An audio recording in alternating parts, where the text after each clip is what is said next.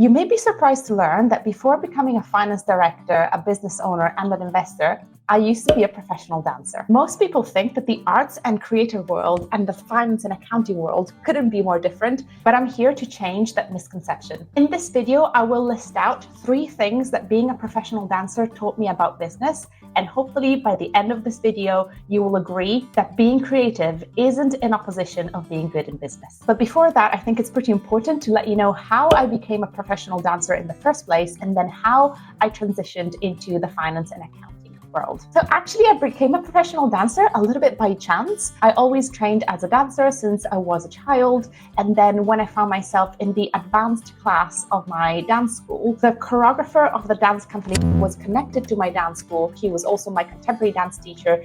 He called me and he said, Susie, one of the professional dancers fell ill. She's going to be fine, but she's not going to be able to dance at the show that will happen in a couple of weeks' time. Do you want to learn her part? And of course I said, yes, I do want to be the main character of this Disney movie.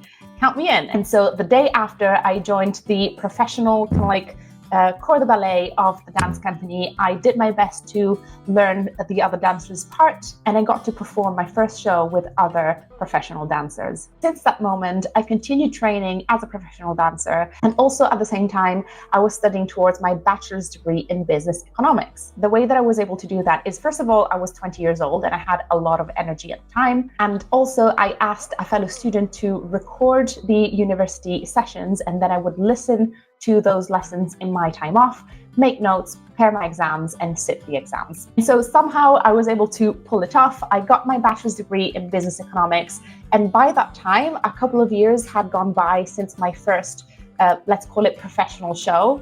And by that time, I had realized that I wasn't meant to be a professional dancer as a career choice. I was an okay dancer. I was better in some choreographies rather than others. You need a very particular set of skill and a very particular, body type and a very particular talent to become a dancer. And I don't think I had enough of them to be a fully fulfilled dancer. So I started thinking, how can I join my love of theatre and the performing arts with my bachelor's degree in business economics? And so I found a master's program called Management of the Performing Arts. And as part of that master's program, I got an internship at the Public Theatre in New York, which was absolutely amazing that I was able to get that. And that was my first experience in a finance department. And up to that moment, my only experience in finance and accounting was just theoretical. So I had studied the principles of bookkeeping and accounting in university, but I had never seen what it actually looked like to work in a finance department. But when I joined the finance team at the Public Theatre in New York, a whole world opened in front of me. And that's when it clicked in my brain.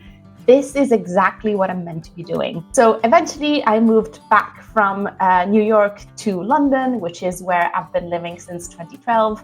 And since I moved to London, I worked in some of the best creative organizations in the UK. A lot of them were performing arts companies because that's what my background was. And more recently in 2024, I decided to go fully self-employed.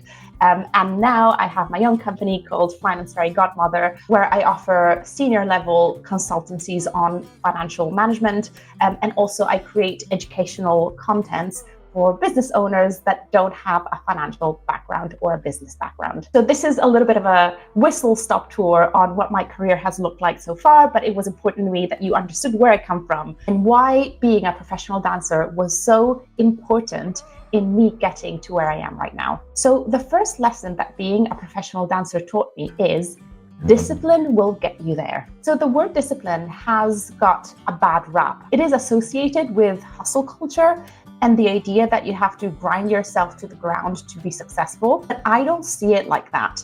To me, discipline means that you have enough sense of duty to repeat a good habit over and over and over again, regardless of whether you feel like doing it. So if you know that something is helpful to you and will help you bring you closer to your goal, you make yourself do it consistently over a long period of time. This doesn't mean that you should do something extreme like working through an illness or burning yourself out. It just means that if you know you should be doing something, you just make yourself do it. Professional dancers train every single day. Even when they're on holiday, they do some sort of like stretching or exercise to maintain their training. There's a saying in the dance world that says, miss 1 day of training, you notice. Miss 2 days of training, everyone notices. When you get to the stage of being a professional dancer, your body is a tool that is so sharpened that even missing a handful of days of training is noticeable. You can't let that sharp edge go dull,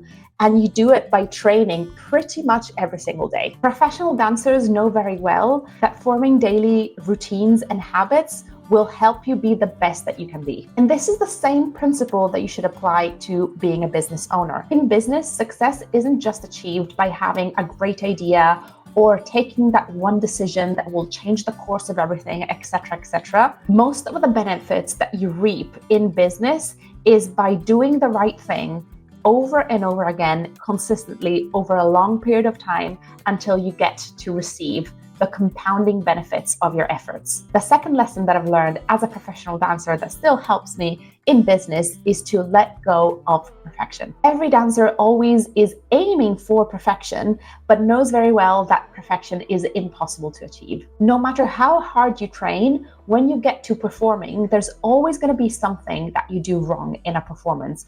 Even if it's something that only you notices, it is known by all professional dancers that no show is perfect. There will never be a performance that you do exactly correctly from the beginning to the end. There's always going to be something that goes wrong. Even if it's not a massive big mistake that everybody, including the audience, notices, there's always going to be a handful of things that you're like, I could have done that better, or that step didn't quite come out right. But you have to let go of that. You learned to absorb the learnings from your mistakes and try your best not to repeat them the next time. Many people who want to start a business are held back by their perfectionism. They want their website to be absolutely perfect before it's launched, or they want their, online course to be absolutely perfect before they launch it.